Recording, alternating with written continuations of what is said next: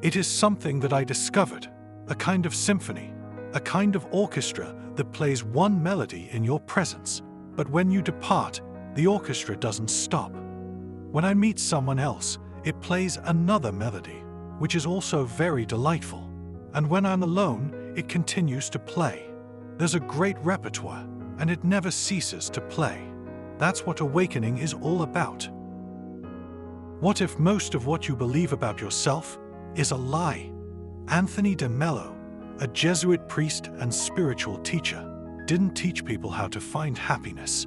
He showed them how to wake up to the fact that they were already free, if only they could see it. In this video, we dive into the liberating and unsettling insights of de Mello. Be ready to let go of your illusions. Human beings are born asleep, live asleep, and die asleep. The first thing I want you to understand, if you really want to wake up, is that you don't want to wake up. Waking up, for Anthony de Mello, means becoming aware of your illusions and programming, seeing things as they truly are, not as you've been conditioned to see them. Most people are asleep, living lives controlled by external approval, desires, and fears. Awakening brings true freedom, love, and happiness, not by striving, but by seeing clearly and dropping illusions. The first step to waking up is to be honest, to admit to yourself that you don't like it. Most people, even though they don't know it, are asleep. They live asleep and they die in their sleep without ever waking up. De Mello argues that most of us go through life as if hypnotized, acting out our programming, running after approval, success, or fear of failure, without ever seeing reality as it is. This sleep is a state of unawareness, dominated by illusions about what we need to be happy: approval, love, power, security. If you're disturbed, suffering, or not enjoying life, you are asleep. Being asleep means you're not seeing reality, but reacting to your internal programming, your learned ways of thinking and feeling, not the actual events. When your illusions clash with reality, when your falsehoods clash with truth, then you have suffering. Otherwise, there is no suffering. If you really want to wake up, you need to be ready to face the truth, even if it's painful. Most people tell you that they want to wake up, but don't believe them. All they want for you to do is to mend their broken toys. De Mello challenges you not to improve yourself, but to see clearly, because what you think needs fixing may not be broken at all. He says we've been conditioned to chase happiness through achievements, people, and praise. But the chase itself is the trap. You don't have to add anything to be happy. You have to drop something. Drop what?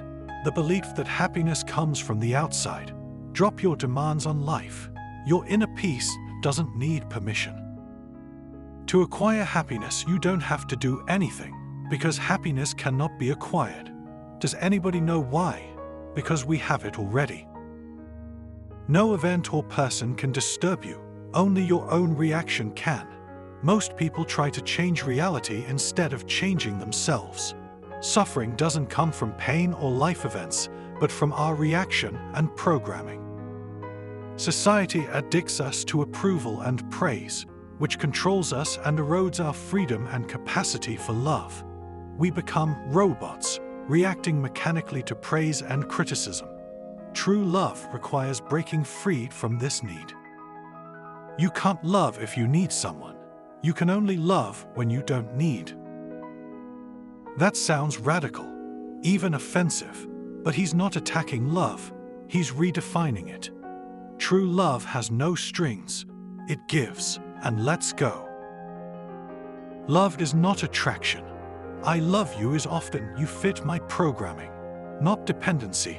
My happiness depends on you, not desire. If I desire you, I don't really love you. Craving and possessiveness breed suffering and fear, not love. Real love is not about filling emptiness, but about fullness. Love keeps no record of wrongs. To love is to see the other as they are, not as an image from memory or projection of needs. Love is a state of being, like a rose or a lamp that gives to all without discrimination. Attachment, infatuation, and obsession are distortions of love, not the real thing. Waking up is about awareness, seeing your illusions, seeing how you are controlled by society's expectations, approval, and your own conditioning. The chances that you will wake up are in direct proportion to the amount of truth you can take without running away. Drop the addiction to approval, success, or needing others. Become aware, observe yourself, and see how your reactions are shaped by programming, not reality. Waking up brings freedom. When these illusions drop, the heart is unobstructed. Then there will be love, happiness, transformation. There is only one need: to be real, to love. When one discovers that one is transformed, one's life becomes prayer. If we want to be happy, we can be happy right now, because the key to happiness is hidden within us.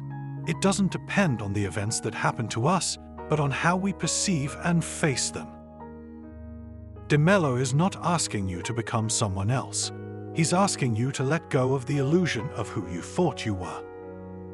You are not what you think you are. Drop your false self, and you'll find your real one. He reminds us that our name, our story, our labels are not who we are.